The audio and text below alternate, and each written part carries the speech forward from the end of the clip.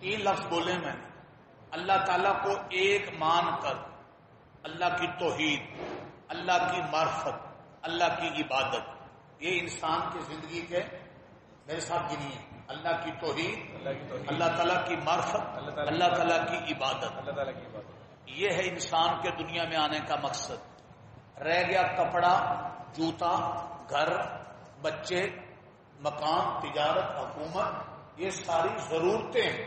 جیسے گھر میں واش روم ایک ضرورت ہوتا ہے، ضرورت کے ساتھ واش روم میں جاتے ہیں، واش روم میں دل تھوڑا لگایا جاتا ہے کہ وہاں جا کر لیتے رہیں، حماقت ہے، ایک ضرورت ہے بس۔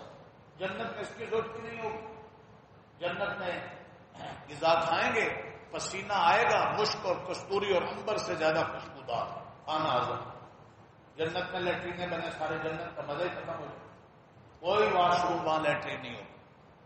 دنیا میں ضرورت ہے تو ضرورت کے در کے کاروبار کریں، دکان پہ جائیں، نوکری کریں، لیکن آپ کا دل وہاں نہ لگے۔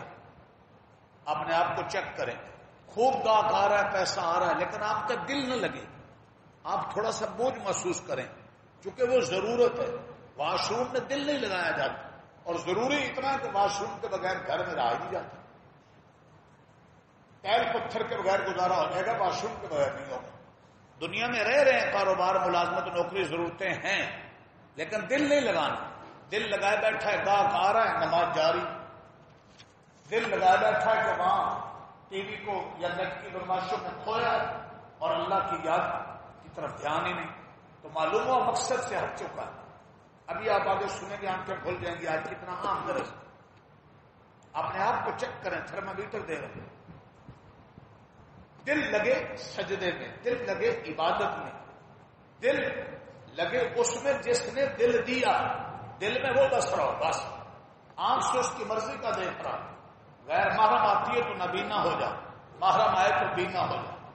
زبان پر اللہ کا ذکر چلتا ہے، گالی گلوچ آتی ہی نہیں، لانا بھی چاہے تو نہیں گالی آتی، سبحان اللہ۔ یہ ہے جو مقصد کو پورا کر رہا۔ اللہ کا اتنا پیارا نام، مشک و کستوری سے دھویا جاتا، تب بھی اللہ اجازت دے۔ اللہ نے اجازت دے دی، مفتے میں کام بن گیا، قدر نہیں۔ اللہ اللہ کیسا پیارا کام ہے، عاشقوں کا ملنا اور جام ہے۔ یہ زندگی کا مقصد ہے۔ بڑھاپے کے ساتھ، بیماری کے ساتھ دکان پر جاتے ہیں، کاروبار میں جاتے ہیں، آپ نے دفتر میں سین وین کرنے ہو تو جاتے ہیں۔ تھوڑی سی بیماری، بڑھاپا آ گیا، مسجد میں نہیں جاتے، علامت ہے کہ اس نے ضرورت کو مقصد بنا لیا ہے، مقصد سے ہٹ گیا۔ نبی پاک مرض الوفات میں قدموں کا سہارا لے کر بھی کس میں آ رہے ہیں؟ مسجد میں آ رہے ہیں۔ ان کو ایک کرونا کا چکر پڑا تو مسجد چھوڑ دی، بے وقوفوں نے، تعینات کیا آنکھوں نے بین الاقوامی عالمگیر انٹرنیشنل بے وقوفوں نے۔ ان کا پہلا نشانہ خانہ خدا پر ہے۔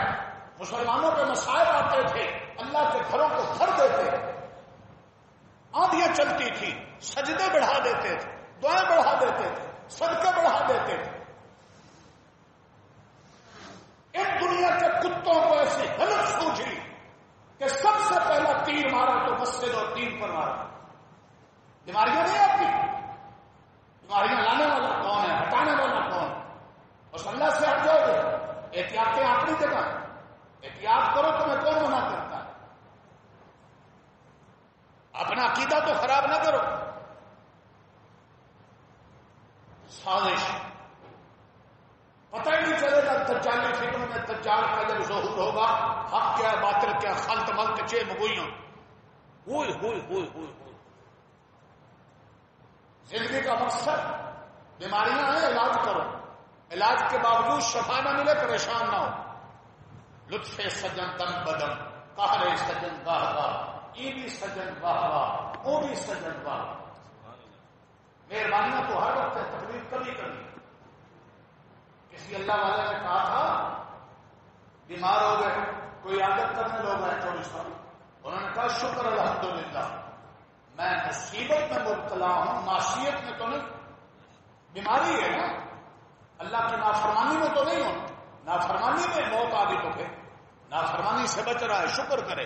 نافرمانی سب سے بڑی بیماری، بے نمازی ہونا کرونا سے بڑی بیماری، بے حیا ہونا کینسر سے بڑی بیماری، حاکم بھی بے حیا ہے،